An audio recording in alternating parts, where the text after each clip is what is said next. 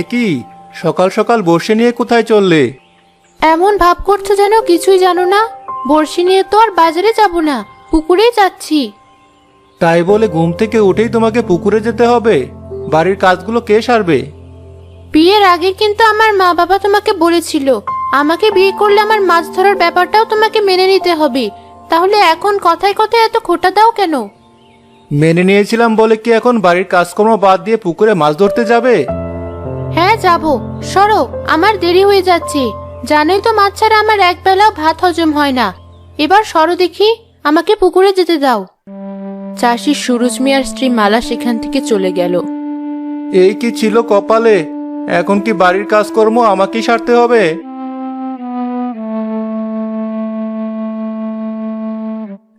কি হয়েছে বাবা? মাথায় হাত দিয়ে এভাবে বসে আছো কেন? কি আর করব মা, দেখ না, এই সকালবেলা তোর মা বর্ষি নিয়ে পুকুরের দিকে হাঁটা ধরেছে। এদিকে যে আমাকেও মাঠে যেতে হবে, খালি পেটে কি করে যাই বলতো? তোমাকে এত ভাবতে হবে না, আমি এক্ষুনি তোমার খাবারের ব্যবস্থা করছি। বেশ, যা তাহলে। আমি এই বাসনগুলো পুকুর থেকে মেজে আনি। তুই একা একা আর কত কি করবি?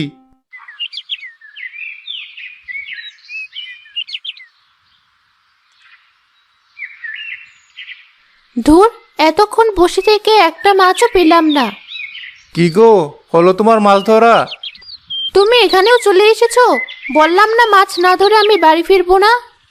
বেশ তো, তোমার যতক্ষণ ইচ্ছে ততক্ষণ মাছ ধরো। আমি তো এসেছিলাম এই বাসনগুলো মাজতে। আরে, বড়শিটাতে টান লাগলো কেন?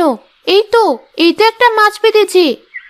মালা খুশিতে বড়শিটা তুললো আর দেখলো তাতে একটা ছেঁড়া স্যান্ডেল বিঁধেছে।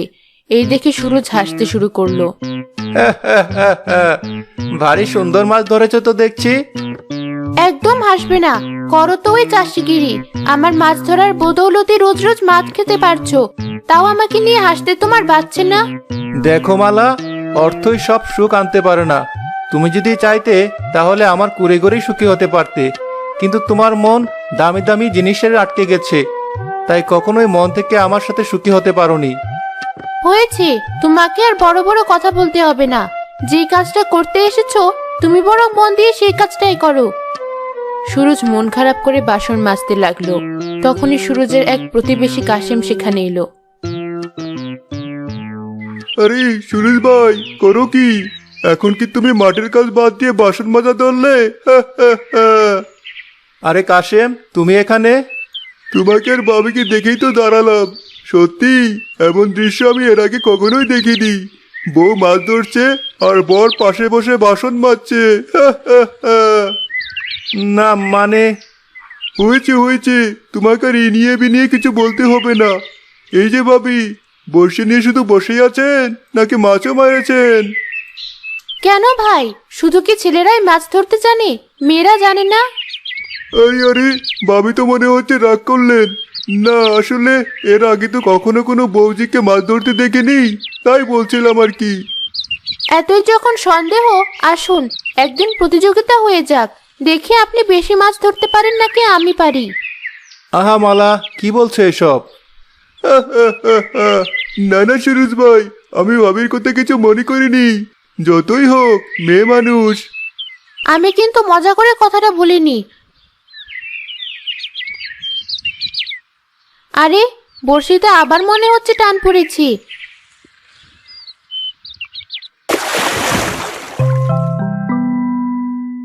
আরে বাস, এ তো অনেক বড় মাছ। এবার বিশ্বাস হয়েছে তো বড়শি নিয়ে এমনি বসে আছি নাকি আসলেই মাছ ধরতে জানি? ক্ষমা করবেন ভাবি, এবার আমার বিশ্বাস হয়েছে। যাই সুরজ ভাই, মাঠে অনেক কাজ আছে। হয়েছে, আর কাজ করতে হবে না। বাড়িতে চলো, ওখানে গিয়ে তোমায় গরম গরম ভাত আর মাছ ভাজা করে খাওয়াবো। সত্যি, তোমাকে যত দেখি ততই অবাক হই। মাঝে মাঝে মনে হয় তোমার মতো খারাপ মানুষ আর একটাও নেই, আবার মাঝে মাঝে মনে হয় তোমার মতো ভালো মানুষ আর কেউ নেই। আমাকে নিয়েও তো ভাবতে হবে না, বাড়ি চলো। না জানি মেয়েটা একা একা কি করছি।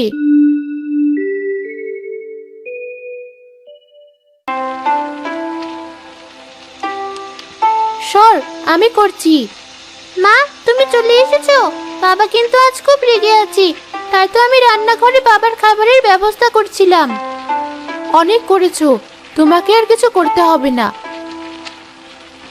শোন ঋতু, তোর বাবা হয়তো ভাবে আমি লোভী, তাই মাছ ধরতে চাই। আসলে কি বলতো, আমি অনেক গরিব ঘরের মেয়ে, কিন্তু মাছ খেতে ছোটবেলা থেকেই অনেক ভালোবাসতাম। তাই একদিন বাবার থেকে মাছ ধরা শিখি। এরপর এই পুকুর সে পুকুরে মাছ ধরে রোজই বাড়িতে নিয়ে যেতাম। বাবা তো বাজার থেকে মাছ কিনতে পারতো না, তাই আমার ধরা মাছগুলো দিয়েই আমরা খেতাম। সেই থেকেই মাছ ধরা আমার নেশা। ও, এই কথা। আর আমি কি নাকি ভাবতাম। কি ভাবতি? তুইও ভাবতে আমি খুব লোভী? না মানে, হয়েছে, তোকে আর তোতলাতে হবে না। ভাত হয়ে গেছে, যা তোর বাবাকে ডেকে আন।